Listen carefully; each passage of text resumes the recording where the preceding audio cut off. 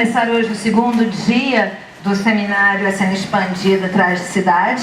Queria agradecer a todos que estão presentes, em especial à mesa, né? Adriana Schneider, coordenadora do programa, que está promovendo o evento, Eleonora Fabião e Denise Espírito Santo, da UERJ, né? As outras duas são pratas da casa. Eu vou passar a palavra para Denise? Eleonora? Então, muito obrigada a Beth e a todos os organizadores do evento. A nossa comissão é a Elizabeth Jacó, Gilson Mota e a Tereza Bastos. Então, muito obrigada. Obrigada pelo convite, pela oportunidade de estar de novo fazendo a segunda edição, né? Estamos aqui repetindo a dose, sinal que foi bom, senão não repetir. Já conversei com as minhas colegas de mesa, que já eu apresento e agradeço também a presença. Queria fazer uma dedicatória, uma dedicação do trabalho que a gente vai estar desenvolvendo aqui hoje para Bel Garcia. A Bel é uma pessoa de teatro, uma amiga muito querida da Companhia dos Atores, que deixou a gente hoje.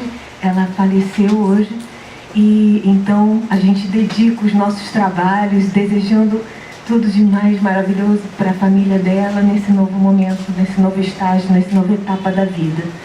Então, a Bel Garcia, a nossa homenagem, né? Ela dirigiu recentemente 2 trabalhos muito importantes. Um deles foi o Conselho de Classe, o outro deles foi Beijo Minha Lápide. Não sei se vocês viram, com Marco Nanini. Então, né? A nossa homenagem muito grande a Bel Garcia. Eu e Denise tivemos a sorte de estudar na mesma época com a Bel, na Unirio. Somos da mesma safra.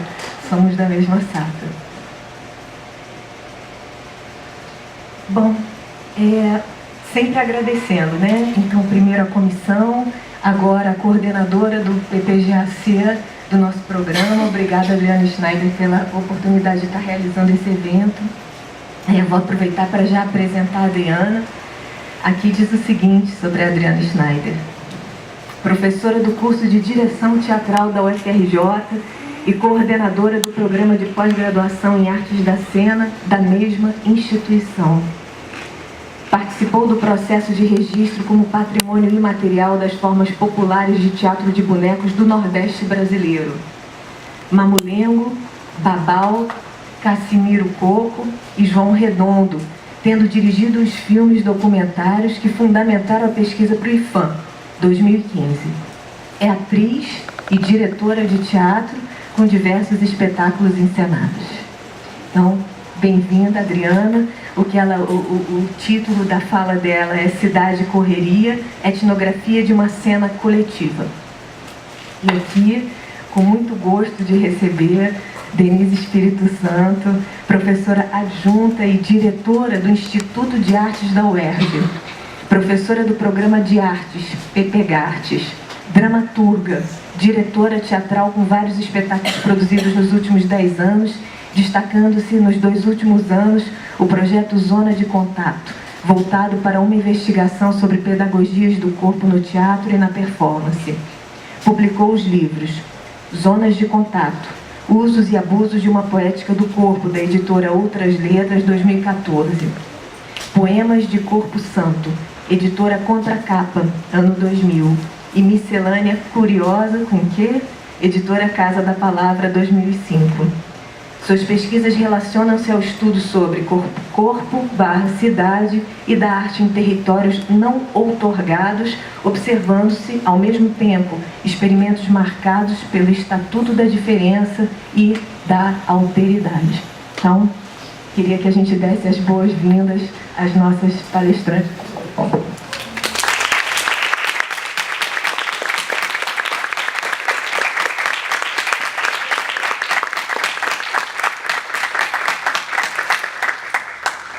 E a gente vai se organizar da seguinte maneira: a gente começa com a Adriana, então ela conclui a fala dela, serão cerca de 30 minutos, depois Denise conclui a fala dela, serão cerca de 30 minutos, e a gente abre então para uma conversa coletiva, para troca de ideias, perguntas, reflexões a partir do que elas colocarem.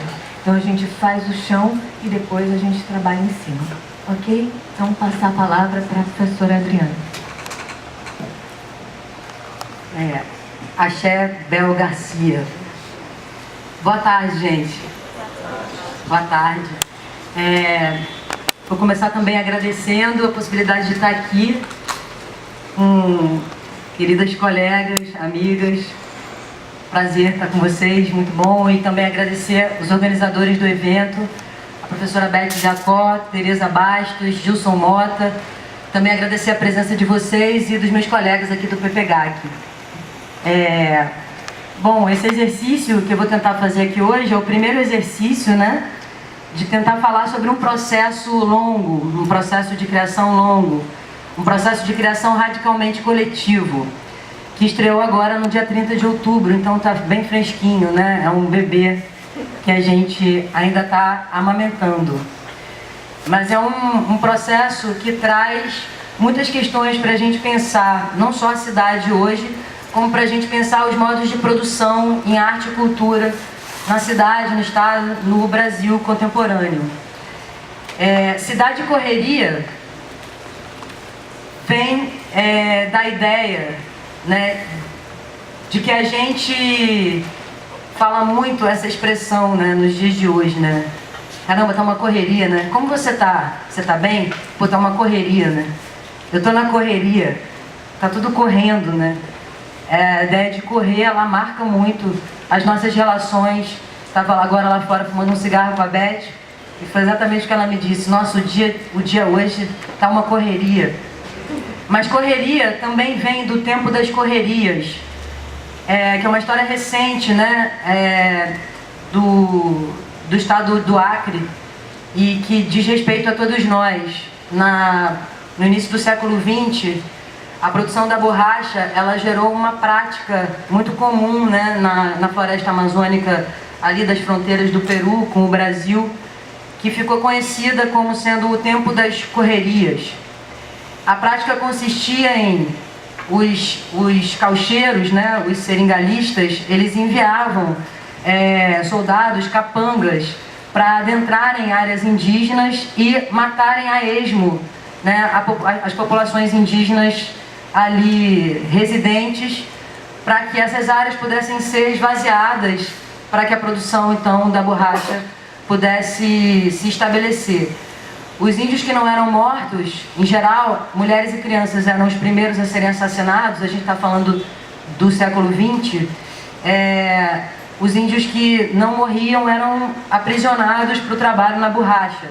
Ainda hoje, se a gente vai no Acre, a gente vê marcas nos braços, tatuados, né, nos braços de muitos caboclos velhos que carregam o nome dos seus patrões. Então essa ideia, ela nos marcou, né, durante a realização do trabalho e acabou se tornando então o título do espetáculo, porque a gente entende que a gente ainda vive o tempo das correrias. O espetáculo me ensinou, e há uma percepção política do espetáculo que é muito forte e que tem a ver com o projeto que deu origem, né, a esse trabalho, que é a ideia de que hoje, no Rio de Janeiro, circular pela cidade é um ato político, né? Sair do seu local de moradia, do seu local de trabalho, da região onde a gente costuma, né, nos movimentar e ir para um outro canto da cidade, é um ato político. É um ato político porque envolve, né, sair da sua zona de conforto, é um ato político porque envolve enfrentar os acasos da violência, né, que marcam a nossa urbanidade. É um ato político porque significa talvez romper estratégias macropolíticas que fazem com que a gente fique estabelecido numa área da cidade.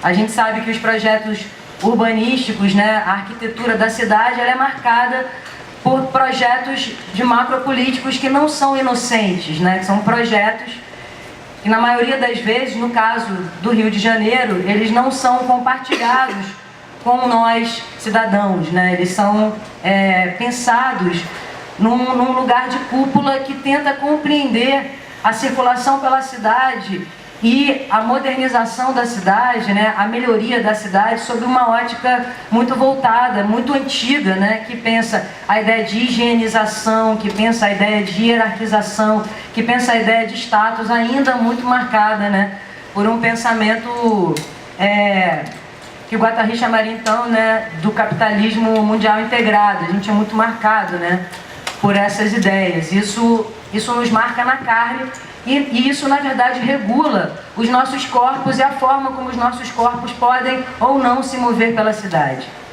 Então, se mover pela cidade, pensando um pouco nas ideias do André Lepec, né, essa produção de coreopolíticas, né, ela é uma produção importante hoje, ela é uma produção de resistência, ela é uma produção de cidadania, ela é uma produção política contundente, porque ela aciona então, né, os nossos gestos biopolíticos, que seriam então os gestos fundamentais, aqueles que vão ainda nos garantir a possibilidade de produzir subjetividade e garantir que essa cidade então nos pertence. O espetáculo então ele trata disso. O contexto. Como boa etnógrafa, a gente tem que descrever um pouco o contexto, né, no qual esse trabalho se dá. Esse trabalho ele acontece na Arena Carioca de Cro, na Penha. É um espaço muito interessante. Além de ser um equipamento público do município, um equipamento público da Prefeitura do Rio de Janeiro, ele é um equipamento que está localizado no meio de um grande complexo de favelas, que é o Complexo de Favelas da Penha. Ele está localizado, imprensado, entre duas localidades muito interessantes. De um lado, o Parque Ari Barroso, né, que é um parque que historicamente no Rio de Janeiro teve uma importância fundamental de se constituir como uma área de lazer importante para essa região da Zona Norte. No passado muito recente tinha cascata, tinha cachoeira, onde as pessoas podiam se banhar nessa cachoeira, então quer dizer, um parque muito agradável. Também conhecido como Macumbódromo, porque era um lugar de despachos, né, onde os diversos centros de umbanda, casas de candomblé, colocavam as suas oferendas, os seus despachos, realizavam os seus ebós. Então ainda, esse lugar ainda é marcado por essa história, né? Como diz lá o Michel Dissertot, por mais que os projetos urbanísticos, né, eles tenham essa tendência de apagar a memória através da demolição, da remoção dos prédios arquitetônicos, né, dessa paisagem que os nossos olhos estão acostumados, há uma escrita em camadas, né, palimpsesta, que está ali, né, impressa de uma forma invisível, de uma forma subterrânea, e que faz com que nós, moradores da cidade, que guardamos essas memórias, possamos olhar para esses lugares e enxergar essas camadas que não estão visíveis, né, em princípio. Então é aquela padaria, né, do Seu Manuel, onde a gente comia aquele pãozinho gostoso que foi demolido e que deu origem, sei lá, a uma grande casa blockbuster de café. A gente olha para ela e fala, pô, ali tinha um pãozinho, né, do Seu Manuel, ali se fazia um pãozinho tão incrível, mesmo que ali esteja hoje essa grande empresa de café. Então a gente guarda isso, né? A gente guarda isso nos nossos corpos, nas nossas memórias. Então de um lado da Arena de Cro está o Parque Ari Barroso e do outro lado a UPP. A UPP então que cuida, né, dessa área do Complexo de Favelas da Penha. Em especial da Vila Cruzeiro, que está bem ali do lado, né? A Vila Cruzeiro é uma favela bem grande que reúne várias comunidades e que está muito próxima da Arena de Cro. E a UPP, então, ela faz vizinhança, né, de muro com a Arena da Penha. E aí um fato interessante é que os policiais militares almoçam todos os dias na Arena da Penha. Então, ao longo desses 2 anos de trabalho, de residência, que a gente realizou lá e que culminou no Cidade Correria, a gente teve a oportunidade de conviver diariamente com uma massa policial, pelo menos 40, que todo dia almoça, nessa massa que almoça lá no restaurante bem gostoso, comidinha bem caseira, gostosa, da Rose, ali na arena. Tem o melhor bolo de chocolate, caldo de chocolate com cenoura, podem ir lá provar. E a gente, então, muitas vezes, a gente fazia os nossos ensaios na presença dos policiais militares. E esse encontro provocava muitas tensões, né? Seja em nós, ou em especial nos atores, que reconheciam muitos daqueles policiais como algozes de suas comunidades, né? Sejamos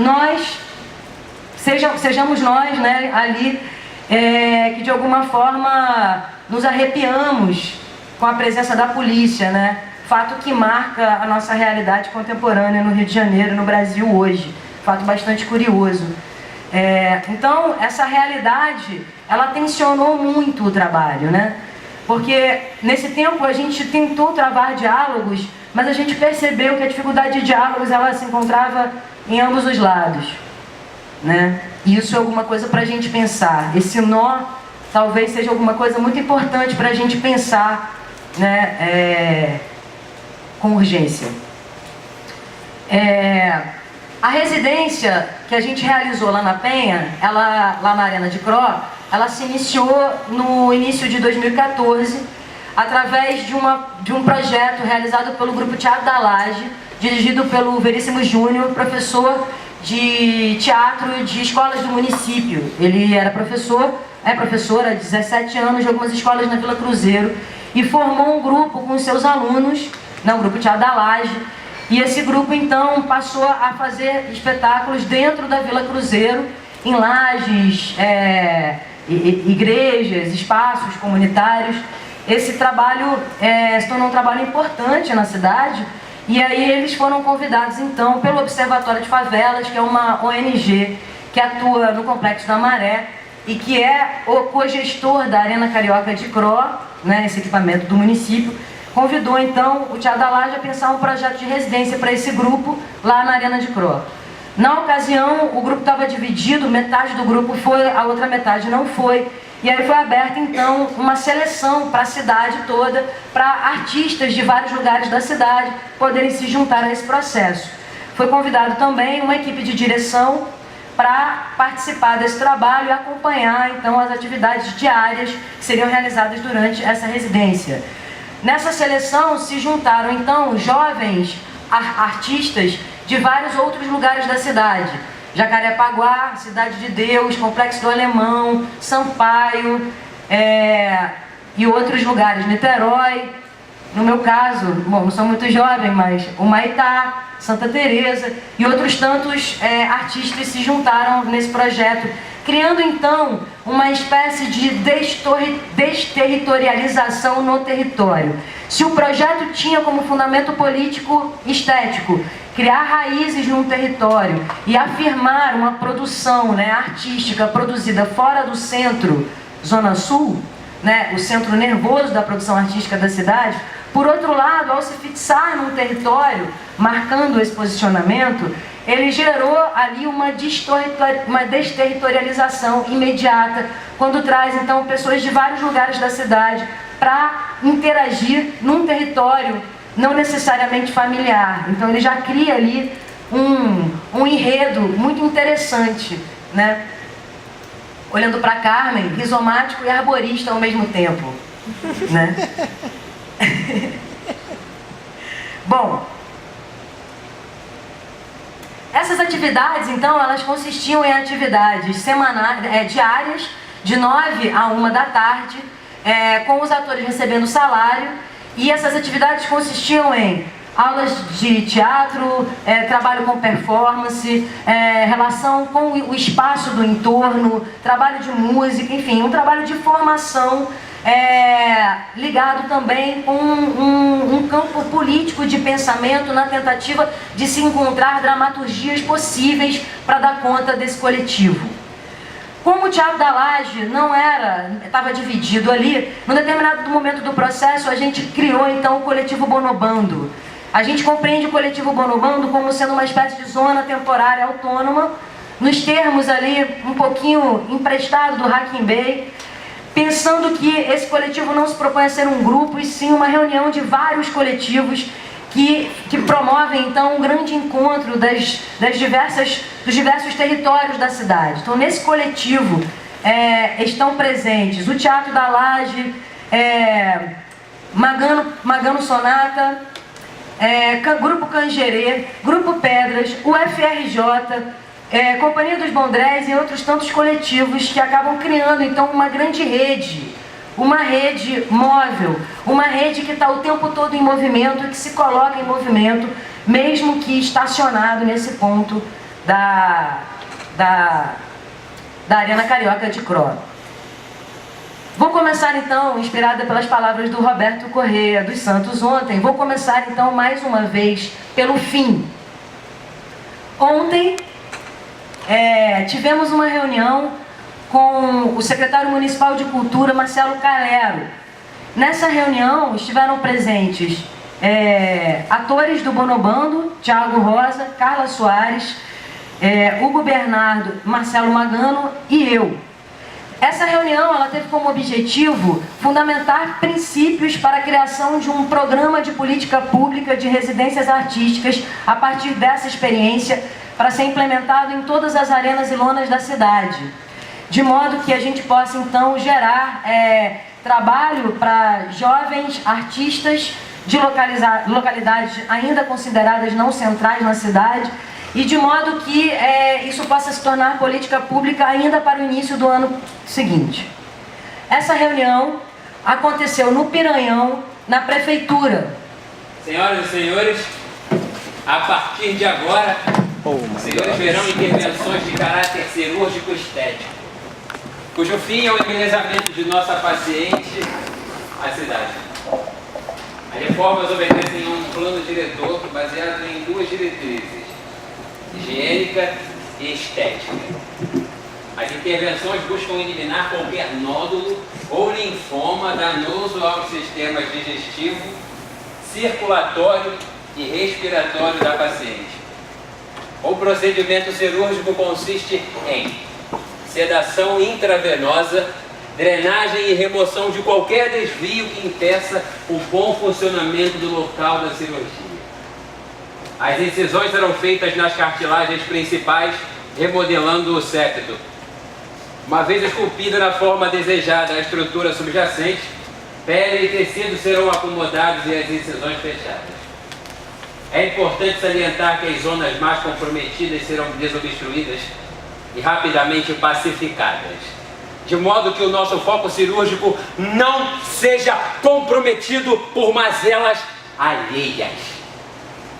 Ao final, convidamos todos para conferir o resultado da nossa cirurgia urbanístico-estética nos nossos eventos. Em nome de minha junta médico-urbanística, obrigado.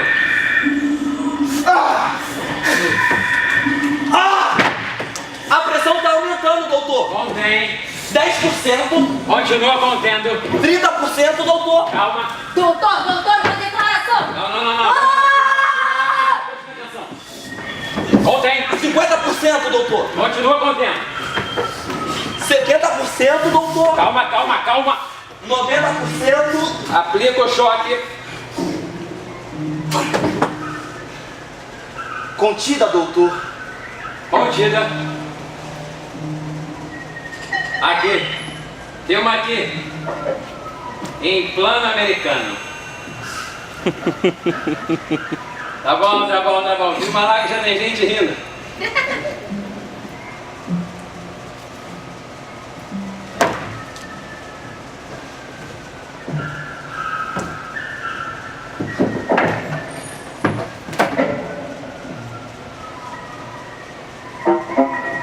Leitura. Manifestação na Zona Norte, doutor. Aplica o PP a 100%. Doutor, Sim. teleférico, aplica onde? Providência ou alemão? Aplica dos 2 a 2%. O alemão é o nosso morro modelo. Infecções da Zona Oeste passando para a Zona Sul, doutor. Corta. Corta o quê? Corta as linhas de ônibus. Doutor, temos casas de penas e no autódromo. Passa o trator e aplica o aluguel social a 50%. E as famílias? As famílias tiram. Atira. Tira. Doutor, Sim. encontramos uma casa aqui na Zona Sul. Situação É tombada, doutor. tombada. Aqui, foca aqui. Preservação. Esse é o nosso compromisso. Governo do Estado, somando força. Chega, filma lá, tem um moço. Leitura. Doutor, Sim. células jovens se manifestando. Aplica PM a 100% com gás de pimenta. Doutor, Sim. e a baixada? Baixada? Que baixada?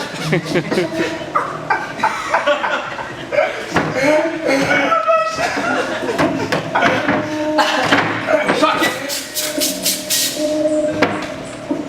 Leitura. E o porto? O porto está uma maravilha, doutor. Vem cá. Você aqui. Sobre isso, eu queria dar uma declaração. A você e a você que confiou no nosso trabalho, meu muito obrigado. Nós somos como aquele pai ou aquela mãe que quando espanca seu filho, só quer o seu bem. Nós só queremos o seu bem. Fica comigo porque nós estamos de olho em você. Chega. Filma lá, tem um moço prestando muita atenção. Finalizando, doutor. Últimos reparos. Tudo ok, doutor? Finalizando.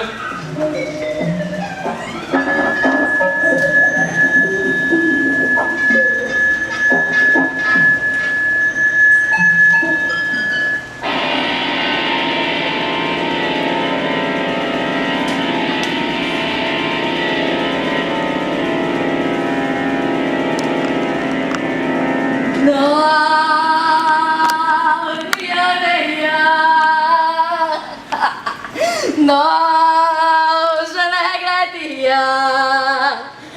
ni les vieux comme faire, ni les mal, c'est ce bien illégal. Non, non, je ne regrette c'est vrai.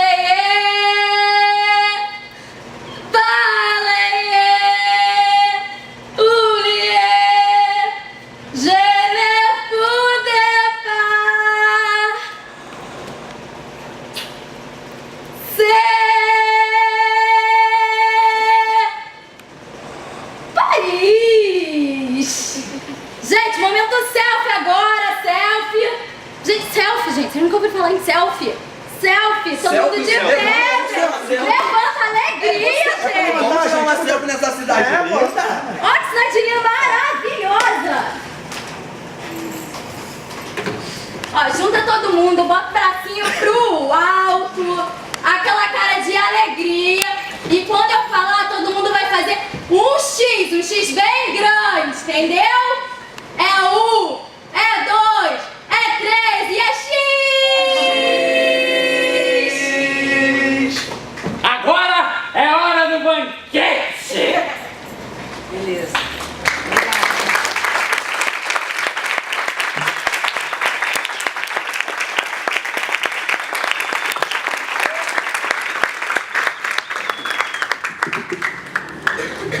Bom, deixa eu apresentar Thiago Rosa,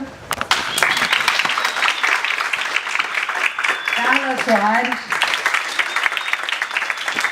Daniela Joyce, Patrick Sonata, Hugo Bernardo. Já tem a Lívia Lazo aqui. Bom, vocês querem falar alguma coisa? Espera aqui que vocês vão falar, gente. Vou continuar então. Bom, essa cena, ela foi criada a partir do conto O Bebê de Tarlatana Rosa, do João do Rio. Foi um momento em que a gente entendeu que o processo precisava ter um lastro de pesquisa que nos levasse para que nos empurrasse para um lugar do campo político que de alguma forma nos livrasse do didatismo, do pedagógico. Essa cena em especial, ela é a cena mais complicada da peça, nesse campo do político, porque ela guarda um discurso direto, né? Ela poderia ser considerada uma cena panfletária. Nas discussões que a gente tinha, as muitas discussões, né, durante o processo, a gente tinha muito medo dessa cena, mas a gente resolveu assumir, né, esse lugar. Leonardo, quanto tempo mais eu tenho? Eu ia escrever agora, 2 minutos. Tá, então vou finalizar. Bom, tentando então resumir, já que eu não vou conseguir dar conta de como é que a gente chega, né, no processo, tiveram muitas pesquisas aconteceram durante esse trabalho, né, de metodologia dramatúrgica. Quando a gente entendeu que era um espetáculo sobre a cidade, a gente foi em busca então de contos sobre a cidade, contos literários, que pudessem empurrar a gente para um campo que não fosse um campo tão direto. Por outro lado, a experiência autobiográfica dos atores e nossa, e da equipe de direção, ela era sempre fundamental nos tensionamentos desse trabalho, né? Mas num determinado momento do processo, isso a gente trabalhou muito no primeiro ano de residência. Os atores ficaram muito incomodados com esse lugar da autobiografia em cena, porque isso levava para um campo quase autopiedoso, ou fazia a gente entrar num lugar não tão rico em teatralidades como os atores gostariam. Isso levou a gente a fazer um trabalho intenso com algumas técnicas de teatro. A gente foi entendendo que o coletivo tinha que criar um corpo de linguagem de jogo, de brincadeira. A gente compreende Cidade de Correria não como um espetáculo, mas como sendo o nosso brinquedo. Ele é um brinquedinho, um brinquedo nos moldes do que a gente compreende, por exemplo, espetáculos populares como Mamulengo, o Cavalo Marinho, o Boi, ou trabalhos de palhaço, porque ele tem muitas zonas ainda vazias, esperando ardentemente o jogo dos atores que vai chegar, né, quanto mais a gente fizer o trabalho. Então, a gente se dedicou um tempo a fazer treinamentos de bufão, porque a gente entendia que o lugar do poder, né, ele era um tema que tinha que chegar para esses atores, né, de um outro jeito que não fosse através de um trabalho de mergulho biográfico, né, quase terapêutico. Então o trabalho com a bufonaria gerava corpos muito desafiadores. A Denise até viu um pouco o esboço desses materiais que a gente estava pesquisando ano passado na UERJ. A gente fez umas intervenções de rua ano passado com a experiência do bufão. Foi muito interessante porque a gente foi para a rua, a gente se lançava ali, né, no risco da rua. E aí o trabalho de bufão era muito interessante para a gente poder chegar nesse contato com a cidade. O trabalho do palhaço também foi fundamental para produzir um tipo de comicidade que organizasse também os corpos dos atores e a qualidade de jogo entre eles.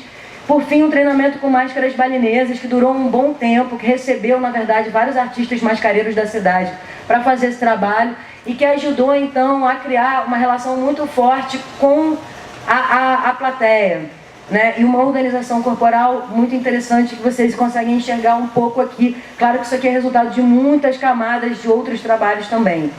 Mas, para finalizar, e um trabalho muito importante também com o Thiago Florencio, que está lá atrás, que foi um trabalho com objetos de deriva etnográfica, que é resultado de uma experiência que o Thiago desenvolveu a partir da tese de doutorado dele, que é uma recolha de objetos em um determinado território, utilizando o aleatório como princípio norteador, né, do trabalho. Há uma recolha de objetos, depois tem uma produção de narrativas a partir desses objetos recolhidos. A gente fez esse trabalho no Parque Ari Barroso, onde a gente desencavou muitos dos despachos enterrados há muito tempo nesse parque, e fizemos um trabalho ao redor da casa de cada um desses atores. O Thiago gerou um programa aleatório no computador, né, no Google Maps, e a gente marcava uns pontos ali aleatórios, e os atores fizeram uma pesquisa de recolha ao redor de suas casas. Esses materiais chegavam na sala de trabalho, a gente produzia narrativas sobre isso, e essas narrativas geraram esculturas, né, composições coletivas que foram despachadas na Vila Cruzeiro, em locais compreendidos como sendo de feridas coloniais no território da Vila Cruzeiro. Foram 3 performances que a gente realizou lá com esses materiais. Essa experiência ela foi muito fundamental, porque foi ela que deu pra gente a compreensão de que a gente tinha que falar sobre a cidade e que era isso que a gente estava fazendo desde sempre, apesar da gente ficar orbitando, era isso que a gente estava fazendo, falando sobre a cidade, enfrentando a cidade e tentando realizar um teatro, então, político, mas com todos os cuidados que essas duas expressões juntas, né, que essas duas palavras juntas acabam formando, tensionando, né? Então, os nossos debates foram muito calorosos, né? As nossas conversas sobre a comunicabilidade do espetáculo, a relação das coisas que a gente estava criando com, né, o provável público desse trabalho, né? E aí a gente, então, acabou conseguindo construir um espetáculo imagético. Estou brincando com uma fala que o Thiago faz no espetáculo. Um espetáculo imagético, né? Onde o princípio da costura está presente, mas essa costura ela está invisível por conta da força que o coletivo em cena acaba estabelecendo, né? E aí isso resultou em que essa cena é a que a gente compreende como sendo a mais delicada do ponto de vista do panfleto, né?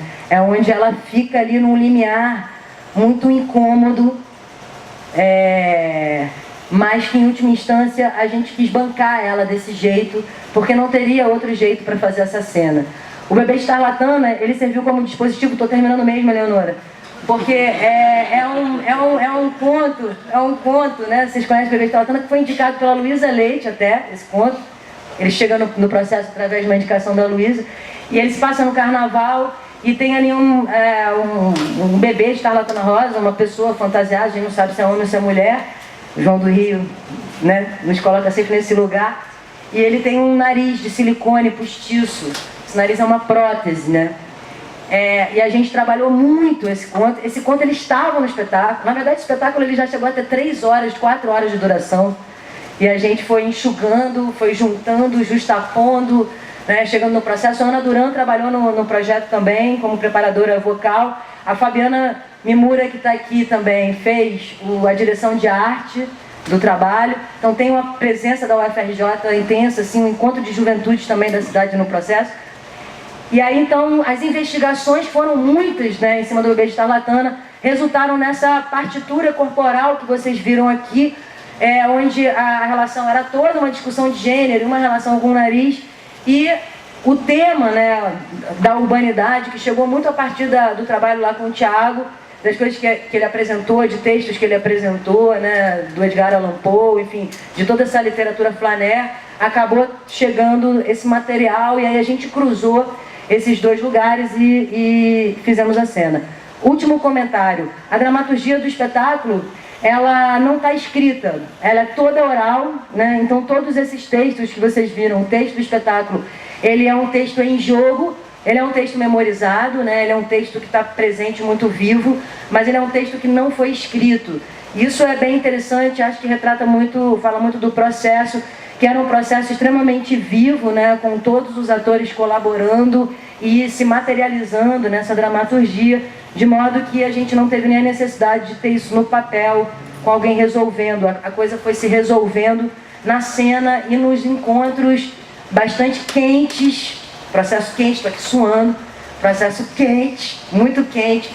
Então esse calor ali da sala de trabalho, com uma ocupação total do espaço da arena, a gente utiliza tudo que aquele equipamento municipal tem a nos oferecer enquanto materialidade.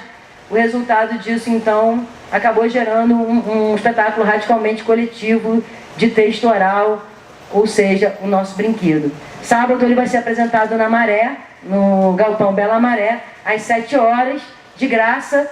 Estão todos convidados para assistir. É super fácil chegar, você pega a Avenida Brasil, aí quando você passa a Passarela 9, tem ali o posto da Petrobras, exatamente essa rua. O Galpão Bela Maré fica quase ali na esquina da Brasil. E depois a gente vai fazer em Pedras de Guaratiba, 3 e 4 de dezembro, 19 horas. às 19 horas, e a gente volta para Penha, 10 e 11 de dezembro, 20 horas. Obrigada.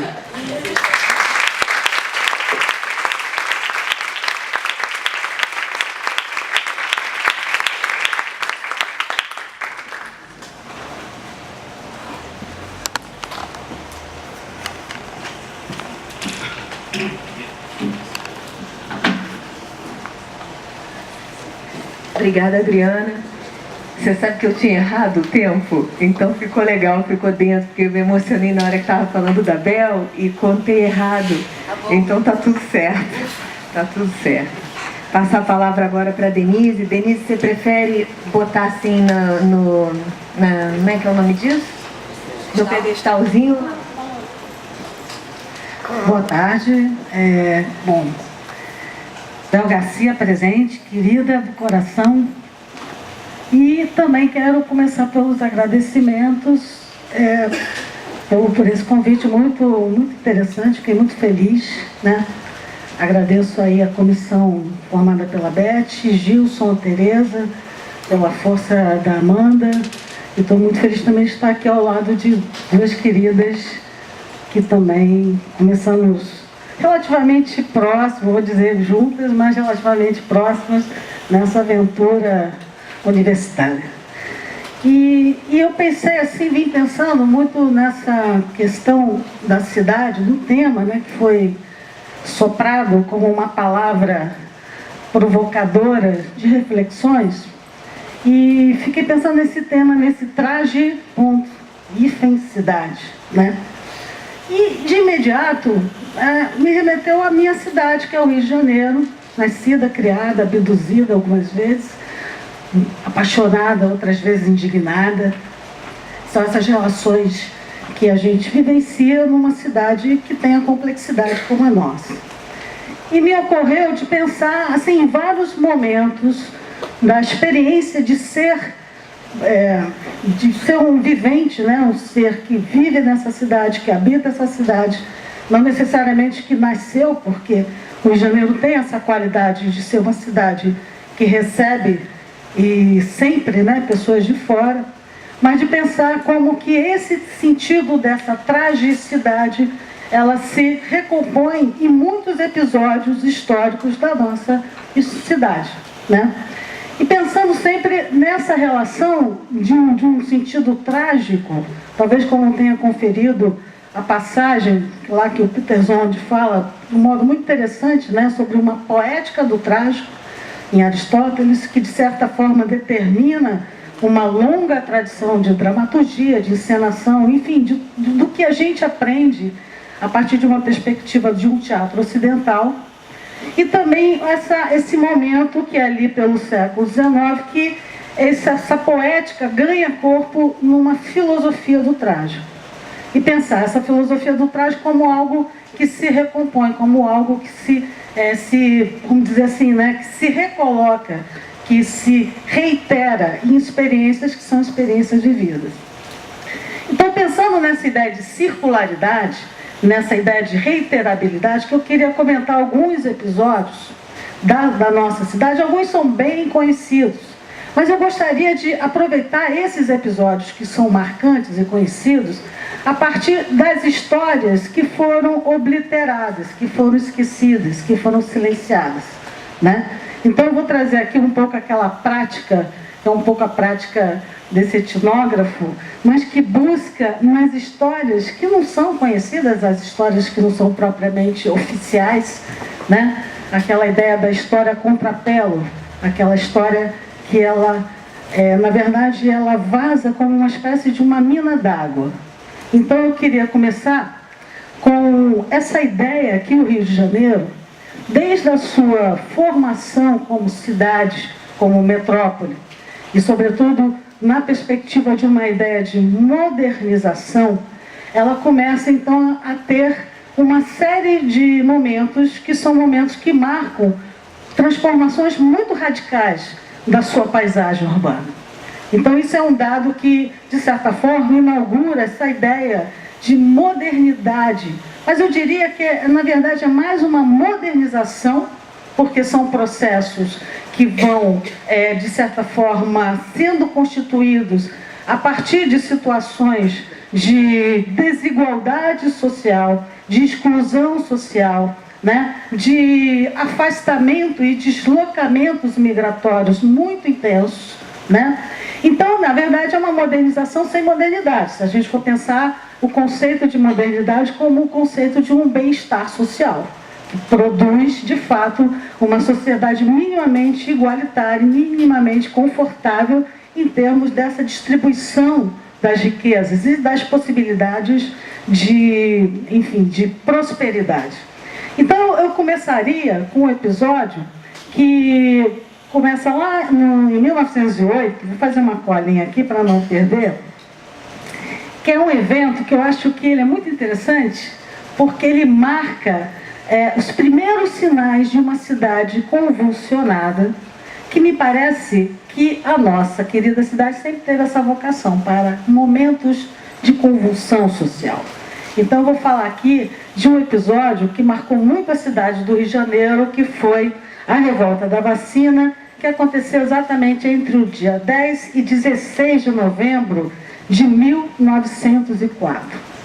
É importante a gente perceber que esse período que começa no início do século XX, que vai até mais ou menos o final da década de 20 do século XX, é um período de intensas transformações e de projetos urbanísticos, muitos dos quais inspirados em cidades, né, como foi o caso da Paris, do Barão de Haussmann, lá no final do século XIX. Então são projetos que são copiados, né? O Rio de Janeiro com essa vocação também de ser algo que parece que deve eclipsar a sua própria natureza. Então esses projetos urbanísticos, eles vêm numa proposta de modernização da cidade, mas junto com essa proposta vem aquilo que eu chamo dessa circularidade do trágico, que são os processos de exclusão, são os processos de extrativismo, de uma lógica extrativista, à medida em que você também destrói boa parte, né, de uma paisagem natural, de uma certa, vamos dizer assim, né, de uma certa configuração da natureza que essa cidade sempre teve, né? E aí você vai construindo essas relações a partir desses processos que são sempre de enfrentamento. Bom, a Revolta da Vacina, ela é um projeto capitaneado por um grupo de médicos, sanitaristas, cientistas, dentre eles o Oswaldo Cruz, que tinha, por fim, promover uma espécie de um processo de higienização da cidade. É claro que junto com isso tinha também uma proposta de fazer com que as muitas epidemias que graçavam no Rio de Janeiro daquele período, né, elas pudessem ser minimamente controladas. Essa epidemia específica que faz com que um grupo muito grande de cariocas ou, enfim, moradores da cidade vão para a rua, criam barricadas, né?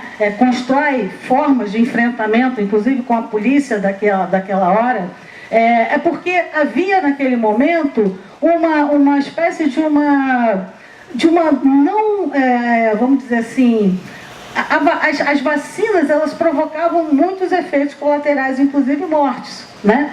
Então, na verdade, essas revoltas, elas eram praticadas pela insegurança e a possibilidade de que aquilo não fosse funcionar muito bem. O fato é que nesse momento, em que praticamente 6 dias, em que a cidade vive um estado de caos, né? Que vive um estado de enfrentamento, que vive um estado de muita violência, acontece um fenômeno muito interessante para a gente pensar esses processos cíclicos, né? Esses processos de uma tragicidade, é que muitos daqueles sujeitos que estavam amotinados, e eu diria alguns dos quais nem diretamente vinculados ao processo das manifestações da época, mas eles eram presos pela polícia do governo, do Estado. Muitos foram levados, dada a inexistência de um sistema carcerário naquela época que pudesse, enfim, receber uma quantidade muito grande, né, de pessoas que foram presas, foram encarceradas, muitos dos quais vieram parar aqui do lado, na Praia Vermelha, onde funcionava o manicômio de Pedro II, que é o Hospício da Praia Vermelha, que é a primeira instituição de apoio, de acolhimento, né, psiquiátrico no Brasil, que foi inaugurado em 1842. Aí que começa a minha história, que é a história a contrapelo, né? Algumas dessas pessoas entravam, o curioso que muitas delas eram moradores de rua, eram indigentes sociais, eram pessoas que muitas vezes estavam numa situação que para o Estado ou para a polícia era considerada como vagabundagem, né? Então essas pessoas entravam ali de um modo involuntário e muitas vezes permaneciam durante muito tempo presas e inclusive perdendo esse lastro com a família. E um dado interessante que uma dessas pessoas, que foi a partir de uma pesquisa que eu fiz em 2005, um acervo muito interessante que tem aqui na UFRJ, que é o Museu da Psiquiatria, não sei se vocês conhecem, mas que funciona dentro do IPUB. E esse museu, ele guarda, aliás, um acervo importantíssimo, porque é a história da psiquiatria no Brasil, né? Desde a inauguração desse manicômio, que foi pelo imperador, e até mais ou menos a década de 10, 15. Então ali você vai encontrar todos os prontuários, inclusive prontuários de algumas pessoas notáveis, como é o caso do Ernesto Nazaré, o caso do Lima Barreto, por exemplo, né? Então esse espaço que começa a recolher esses sujeitos, né, que são os sujeitos excluídos de todo esse projeto de recomposição, de transformação das paisagens urbanas do Rio, esse espaço ele começa a recolher histórias, e uma das quais eu me conectei justamente nesse ano 2005, que foi a história de uma mulher, que eu vou dar o nome de Joana, porque eu não me lembro mais do nome dela, mas que eu conheci também num projeto que eu trabalhei no final da década de 90 com um psiquiatra que dirigia o IPUB. A Joana, que é o nome fictício dessa mulher, ela foi uma das pessoas que, na década no ano de 1904, ela foi recolhida no meio desse momento de convulsão da cidade do Rio de Janeiro, né? Quando eu crio uma biografia, eu quero deixar bem claro que, às vezes, as datas elas não coincidem, né?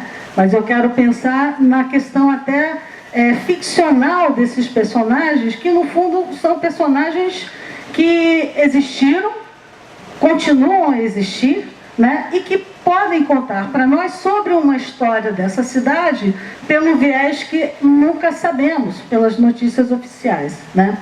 Então essa mulher que eu chamo de Joana, ela chegou até a mim com uma história para falar dessa condição, né?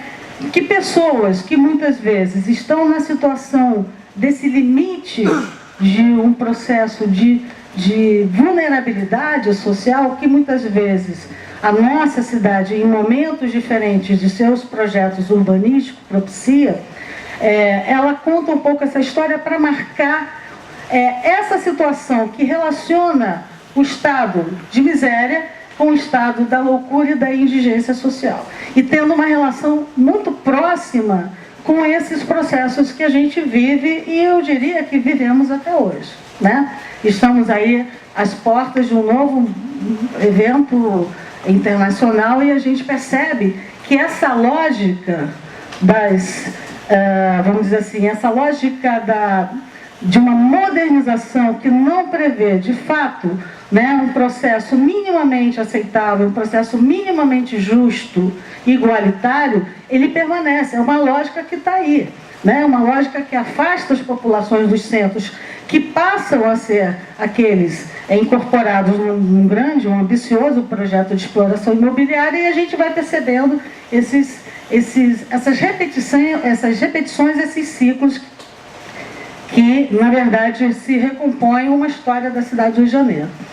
Bom, essa mulher chega, que eu chamo de Joana, ela chega num texto que eu acho fascinante, que é um texto que foi publicado após a morte do Lima Barreto, mas que diz respeito a esse momento que o Lima também vive internado. São dois momentos da vida dele, um em 1919, outro em 1920, e ele também fica um tempo asilado nessa instituição que é o Hospício da Praia Vermelha. E num desses momentos, o Lima comenta, né, a existência desse enorme contingente de pessoas, homens, principalmente, mulheres também, que eram internos desse hospício e que vinham de situações, né, em que a rua, de situações em que esses episódios de convulsão social acabava levando essas pessoas para dentro do hospício. E ele comenta algumas pessoas, não provavelmente diretamente essa mulher a quem eu me reporto, mas ele, mais uma vez, ele identifica essa relação muito próxima entre um projeto de modernização que exclui, né, a grande maioria da população, uma proposta de transformação da paisagem urbana da cidade, que não pensa inicialmente as especificidades, as histórias, as narrativas, sobretudo essas narrativas que são submersas, e que também não pensa minimamente como a recomposição dessas paisagens possam gerar um mínimo de conforto e de bem-estar social. Então, o Lima, mais uma vez, ataca essa instituição psiquiátrica como um espaço de produção, como um depósito. E aí ele dá o título a um texto que ele produz a partir dos diários do hospício, que se chama Cemitério dos Vivos, né? Que é um texto muito, enfim, que é um título muito interessante para a gente pensar como você cria, na verdade, um espaço em que vivos estão numa condição de, enfim, de mortos, né? Mas, enfim, eu queria falar desses dois momentos para repisar, talvez, essa dimensão do que o tema dessa circularidade, né, do trágico possa nos fornecer como indícios de processos que nós, que trabalhamos com essa cena expandida, precisamos ter essa escuta, precisamos ter, né, essa atenção mais fina, eu diria. E aí o Lima, então, ele descobre de cara, né, que há uma relação muito implícita entre essa dimensão da loucura, essa dimensão da miséria. E ele fala, a partir do texto dele, dos diários do hospício, um pouco desta configuração, desta cidade convulsionada, e que eu vou ler dois trechinhos que eu relacionei aqui para essa fala.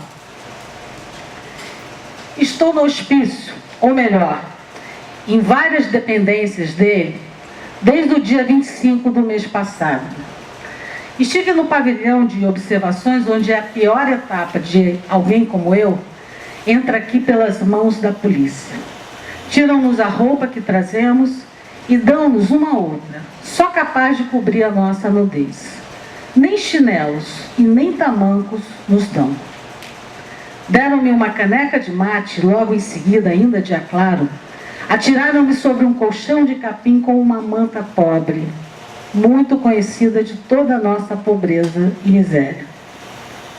Não me incomodo muito com o hospício, mas o que me aborrece é essa intromissão da polícia na minha vida. De mim para mim, eu tenho a certeza de que não estou louco, mas devido ao caos, devido ao álcool, misturado com toda a espécie de apreensões que a minha vida material há 6 anos me assoberbam, de vez em quando eu dou sinais de loucura, delírio.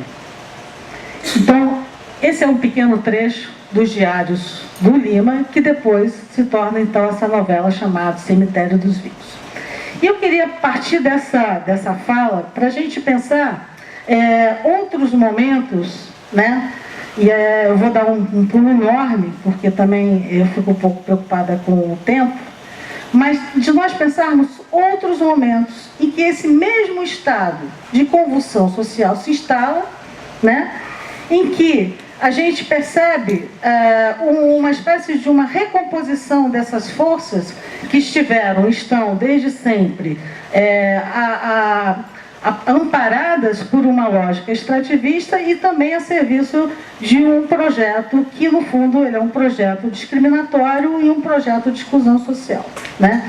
Então, eu gostaria de falar das jornadas de junho de 2013, falando com todo o cuidado que essas jornadas representam como um episódio que, de alguma maneira, recompõe esse estado de convulsão social, mas que, ao mesmo tempo, aponta para mudanças que são significativas, sobretudo na constituição desses grupos, né, que agora, de um modo que ora organizado, ora espontâneo, né, tem a necessidade, tem a urgência de manifestar um estado que é de indignação, né, que é mostrar a partir de eventos que possam ser desde a aglomeração de muitas pessoas em torno de uma ideia ou algumas ideias comuns, mas desde também de ações que acabam, de alguma maneira, criando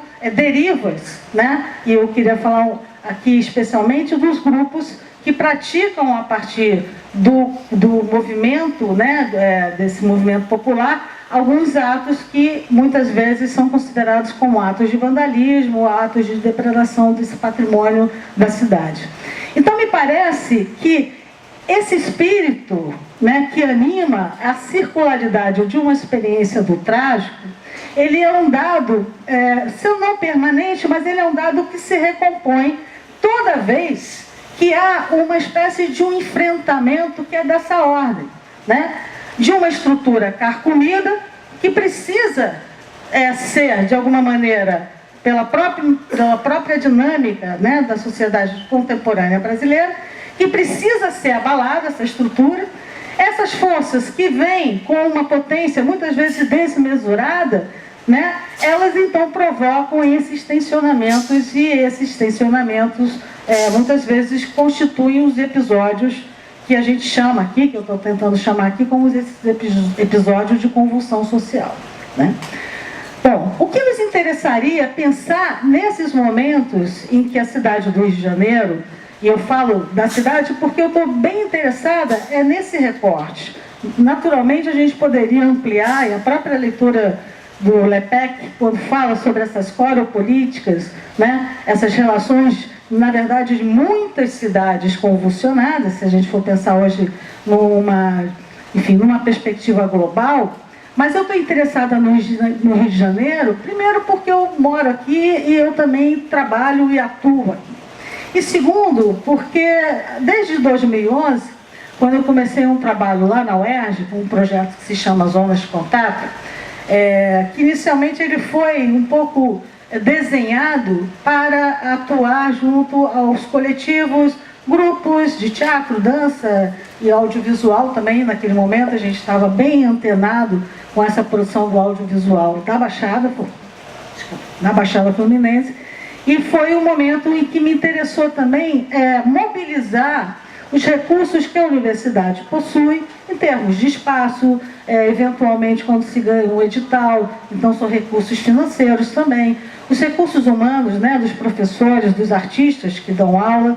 Então a ideia era justamente criar um projeto que propiciasse a esses coletivos um programa de formação continuada nas linguagens do teatro, da dança e posteriormente da performance.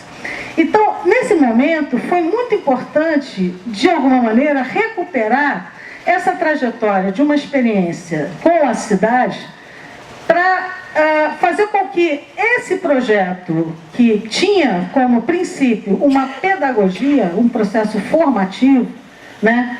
A princípio não estávamos tão assim, exclusivamente voltados para a questão da criação de espetáculos ou de eventos, etc. e tal. Na verdade, a gente queria, de fato, criar um núcleo de formação, um núcleo que propiciasse o encontro e também a formação de redes, como a Adriana, eu acho que atua um pouco nessa linha também.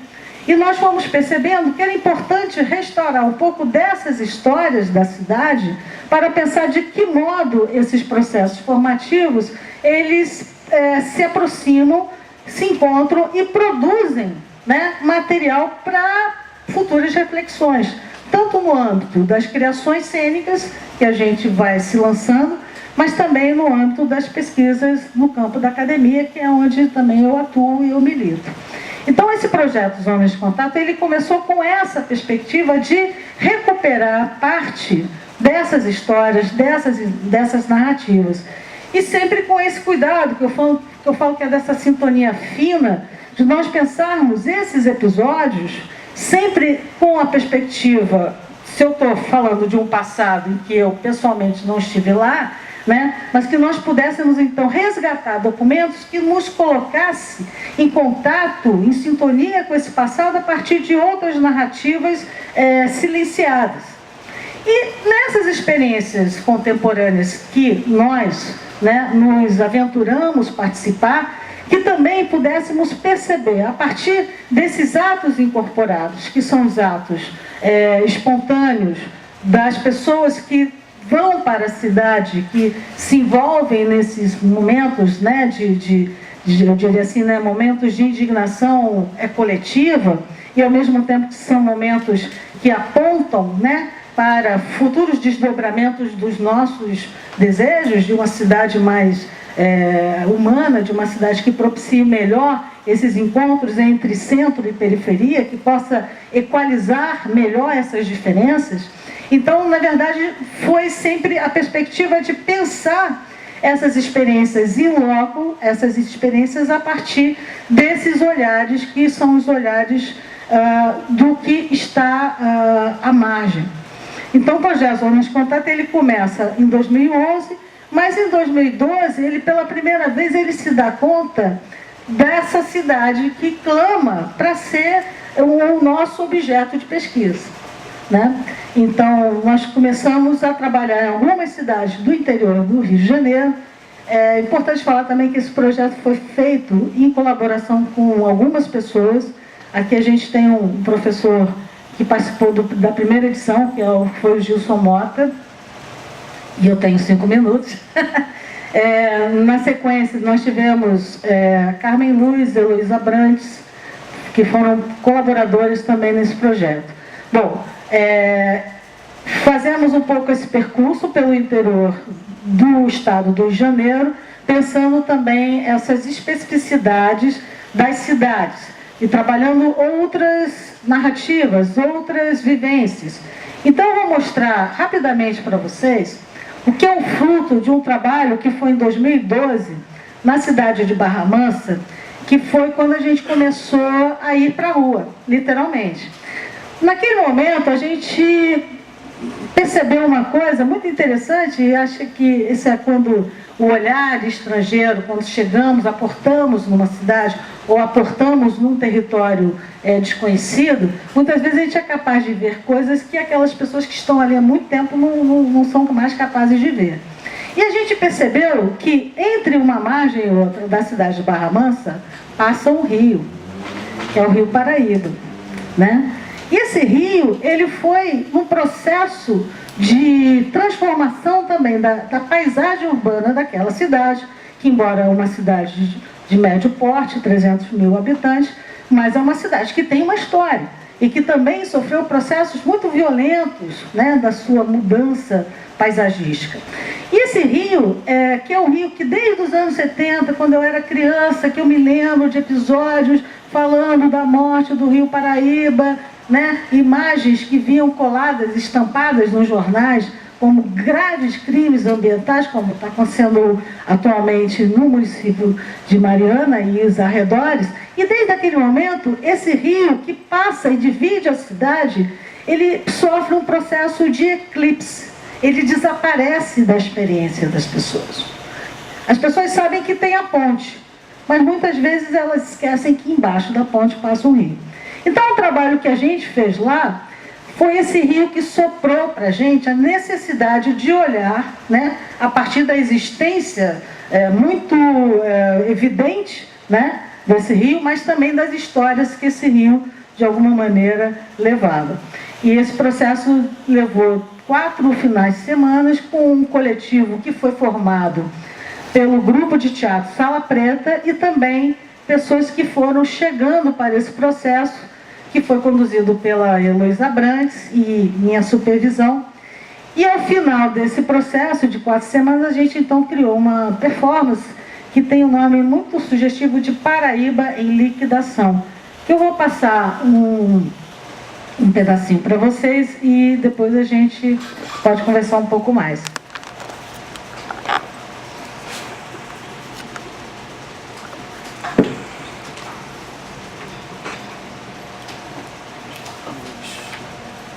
possível apagar a luz? Eu tô procurando onde fica.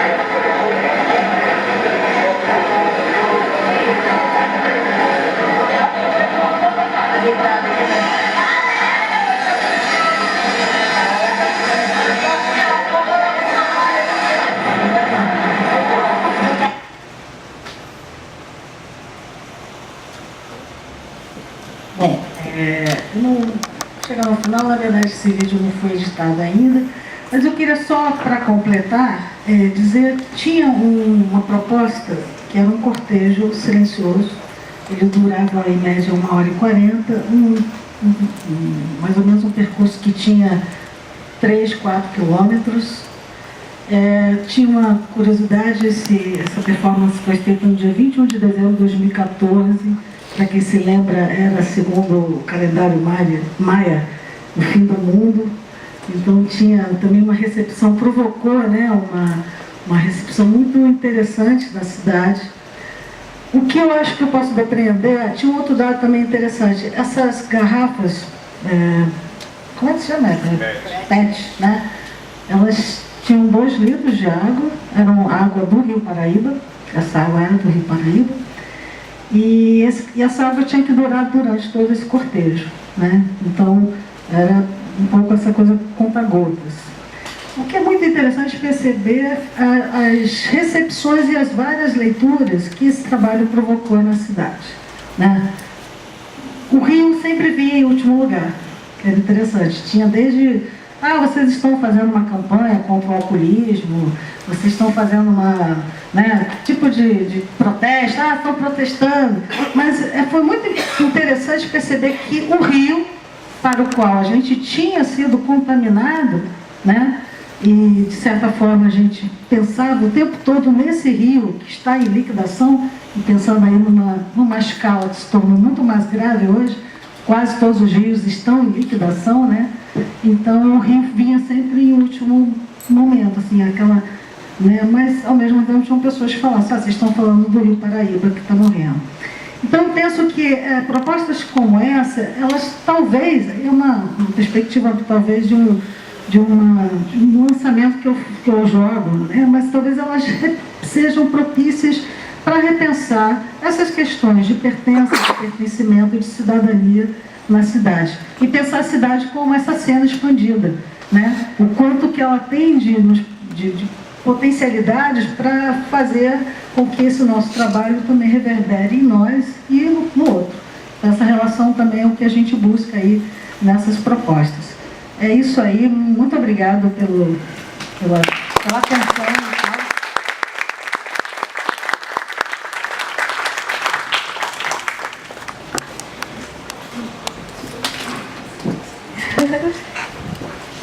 Então, vou só puxar aqui uma conversa, iniciar aqui uma conversa e a gente abre, se alguém já quiser complementar desde agora com alguma pergunta, com alguma observação. É porque para mim fica muito bonito de observar nas duas pesquisas, e aí eu gostaria de tratar das pesquisas, porque elas são tão amplas, são anos já você trabalhando com essa questão, 2 anos de residência com esse grupo.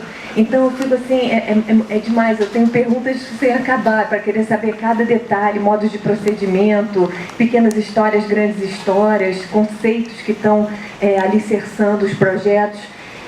Mas para mim tem uma coisa que as duas pesquisas têm muito claramente, que é uma ideia de cidade fazendo corpo e de corpo fazendo cidade, num embate muito direto, muito... a gente viu aqui, pôde ver uma cidade sendo construída ou destruída, não sei, e a gente pôde ver aqui também, a gente viu em vídeo e a gente viu em cena. Então fica muito claro para mim. E uma dualidade que eu gosto muito sempre de pensar, porque a gente fala muito na palavra resistência, ela é uma palavra realmente fundamental, há que resistir, mas eu sempre, como performer que sou, com coisas com as quais trabalho, chego sempre na palavra aderência, toda vez que eu chego na palavra resistência, porque eu preciso de entrar na relação de resistência que seja, mas na relação. Então sempre uma questão de aderência vai estar embutida numa questão de resistência, e isso vai fazendo o corpo se fazer. né, fazendo um corpo se fazer e uma cidade se fazer também. Posto isso, eu fiquei com duas perguntas aqui para trocar sobre as pesquisas. A primeira vai então para a Adriana, porque eu acho que tem a palavra estética entra com clareza, a palavra política entra com clareza, e eu gostaria mais de te ouvir a respeito da palavra vitalidade. Porque para mim é um projeto de vitalização, de vitalidade radical. Radical. Se você me pergunta como eu vejo, a primeira coisa que me ocorre é realmente isso. Eu vejo vocês chegando aqui impressionantemente vitais, cheios de vitalidade. E essa pulsão é muito, assim, é muito bom. Eu gosto muito. Então, assim, fico querendo entender mais como essa palavra entra no seu projeto político, como essa palavra entra no projeto aí político e artístico de vocês. Gostaria de ouvir um bocadinho mais sobre isso. Porque política e estética eu consegui endereçar, consegui entender os fundamentos conceituais que estão alicerçando e tudo isso.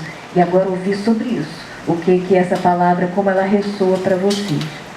E no caso, estava aqui pensando, Denise, olhando, e assim, o teu projeto, a historicidade, a maneira como você trabalha a história e a performance chegando junto, e aí a palavra narrativa, a narratividade é muito importante, e você vem então, através dessas narrativas, compondo, pesquisando, os arquivos são presentes, mas você chega no corpo. Então, assim, onde você chegou aqui, você diz, era um cortejo silencioso. Então, eu gostaria de entender mais como é para você, na sua pesquisa, essa relação da palavra, vírgula, da narrativa, vírgula, do corpo.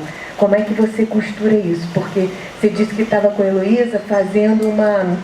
Era uma dramaturgia, como dramaturgia? Juntas. Então, como é que essa relação se dá? Ficava interessada em entender isso. Onde é que a história, a historiografia e a performance se juntam para essa construção de corpo que faz cidade e cidade que faz corpo.